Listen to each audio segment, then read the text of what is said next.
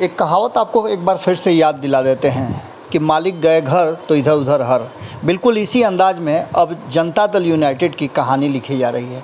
इस पटकथा में कहीं न कहीं नीतीश कुमार की अनुपस्थिति बड़ी जिम्मेवार है। एक तरफ जहां लगातार विपक्ष इस बात को लेकर के दावे कर रहा है कि ये सरकार अब ज़्यादा दिन चलने वाली नहीं है, इसका जीवन जो है वो 2 से 3 महीने का है, और इसी बीच में जदयू की तरफ से जो बातें आ रही हैं वो बातें भी इस बात की तरफ तस्दीक कर रही हैं कि कहीं ना कहीं विपक्ष जिन सवालों को खड़ा कर रहा है उन सवालों में दम तो है।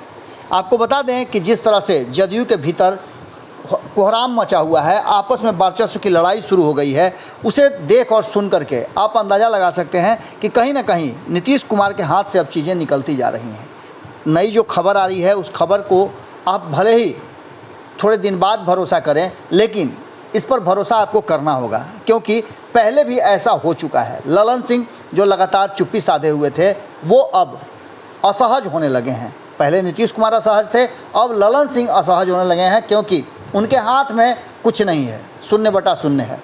क्योंकि नीतीश कुमार ने जिन लोगों को अलग अलग पावर दिया है उसमें ललन सिंह सबसे पिछड़ गए हैं। एक लवकुश समीकरण, और लवकुश समीकरण को साधने में जहां एक तरफ उपेंद्र कुशवाहा को बड़ी जिम्मेवारी मिली है, वहीं आरसीपी सिंह को जो जिम्मेवारी मिली है उसको लेकर के भी कहीं ना कहीं ललन सिंह इंतजार कर रहे थे। अब स्थिति यह है कि ललन सिंह के हाथ में कुछ भी नहीं है। वहीं जो मंत्रिमंडल विस्तार की चर्चा चल रही थी, जिसमें केंद्रीय मंत्रिमंडल में ललन सिंह का नाम चल रहा था, वहाँ भी अब लग रहा है कि ललन सिंह का उम्मीद ऐसे ही टूट जाएगा, क्योंकि नीतीश कुमार ने अभी तक अपने पत्ते नहीं खोले हैं, और उन्होंने तो साफ तौर पे दिल्ली पहुंचते ही इस बात को कह दिया था कि मंत्रिमंडल विस्तार से उनका क्या लेना देना, क्योंकि पहले भी वो मंत्रिमंडल में शामिल नहीं हुए हैं और आगे भी वो इस तरह का कोई प्लान नहीं बनाए हैं। अब ऐसी स्थिति में आरसीपी सिंह को तो अध्यक्ष पद मिल गया, उपेंद्र कुशवाहा को बहुत कुछ मिल गया क्योंकि संसदीय बोर्ड के अध्यक्ष ही हैं,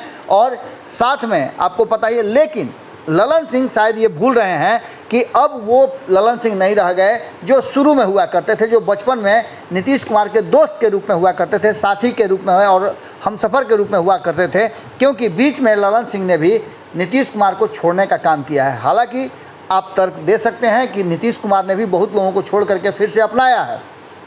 इन सब बातों को लेकर के कहीं ना कहीं अब जो सामने स्थिति आ रही है उसमें वर्चस्व की लड़ाई शुरू हो चुकी है। इन सारी बातों को कहीं ना कहीं जो चर्चाएं चल रही थी, इस पर प्रकाश डाला है आरजेडी के विधायक सुधाकर सिंह ने इन सारे विषयों पर निजी चैनल से बातचीत के दौरान कहा कि इस बार नीतीश कुमार जोड़ तोड़कर सत्ता में तो आ गए हैं, लेकिन आपसी दलों के अंदर सरकार के प्रति खींचतान जारी है। नेता एक दूसरे के खिलाफ जंग की मुद्रा में है। नीतीश कुमार द्वारा जिस तरह से लोजपा के सांसदों को तोड़ा गया, उनके विधायक को जदयू में शामिल कराने की कवायद चल रही है, इसका अंदाज़ा नीतीश कुमार को नहीं है कि उनके साथ क्या होने वाला है।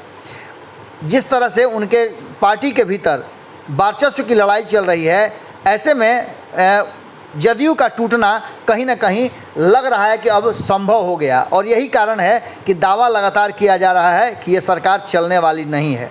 नीतीश कुमार अपनी पार्टी को मजबूत करने के चक्कर में भूल गए कि पुराने लोग भी महत्वपूर्ण होते हैं। ऐसी स्थिति में जदयू का 2 फाड़ होना निश्चित लग रहा है, और यही वो बात है जिसको लेकर के आरजेडी दावा भी कर रही है कि जल्दी ही बहुत कुछ बदलने वाला है। क्या ललन सिंह एक बार फिर से नीतीश कुमार को छोड़ेंगे, और छोड़ करके कहीं ऐसा तो नहीं कि उनकी तैयारी है कि बिहार में वो एक बड़े चेहरा के रूप में सामने उभरें।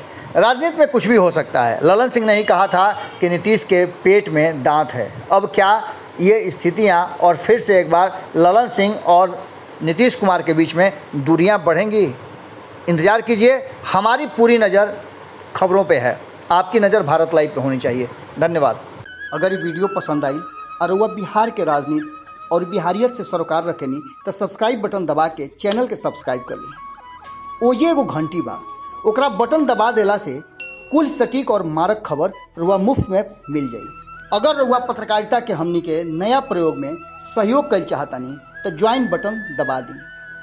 पेटीएम नंबर नोट कर ली 9386816700। धन्यवाद।